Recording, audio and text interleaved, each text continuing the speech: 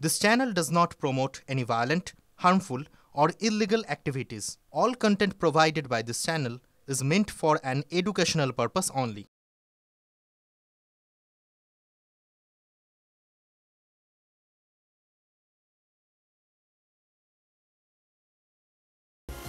এবার পেট্রোল পাম্পে ভয়াবহ রোমহর্ষক ডাকাতির ছবি আপনাদের দেখাবো। পুরুলিয়ার একটা পেট্রোল পাম্প বলরামপুরে, সেখানে রোমহর্ষক ডাকাতির ঘটনা ঘটেছে। সিসিটিভিতে বন্দী হয়েছে সেই ডাকাতির মুহূর্ত, আপনারা দেখতেও পাচ্ছেন। গতকাল এই ঘটনা ঘটে।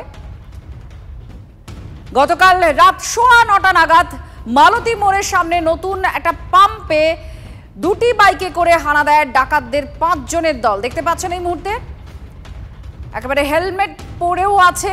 কর্মীদের আগ্নেয়াস্ত্র দেখানো হয় এবং পাম্প থেকে 70 থেকে 80 হাজার টাকা নিয়ে চম্পট দেয় ডাকাতরা।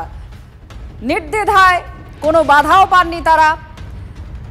পাম্পে ঢোকেন, টুপি পরে আছেন কেউ, আবার হেলমেট পরে আছেন। 5 জন ডাকাত ঢোকে এবং তারা 70 থেকে 80 হাজার টাকা ক্যাশ নিয়ে পালিয়ে যায়। স্থানীয় সূত্রের যা খবর, ঝাড়খণ্ডের দিকে পালিয়ে যায় এই ডাকাতরা। 2 জন বাইক ছিল, 5 জন ছিল ওরা, মানে দুটো বাইক 5 জন, দুটো বাইকে 5 জন ছিল। তারপর আগ্নেয়াস্ত্র দেখাই আমাদেরকে টাকা নিয়ে গেছে। আর কত টাকা ছিল? মোটামুটি কেস মানে ডয়ারে ছিল মোটামুটি 37,000 টাকা, আর আমাদের কাছেও দুজনের কাছে মোটামুটি মিলিয়ে 15-16 হাজার টাকা ছিল আর কি।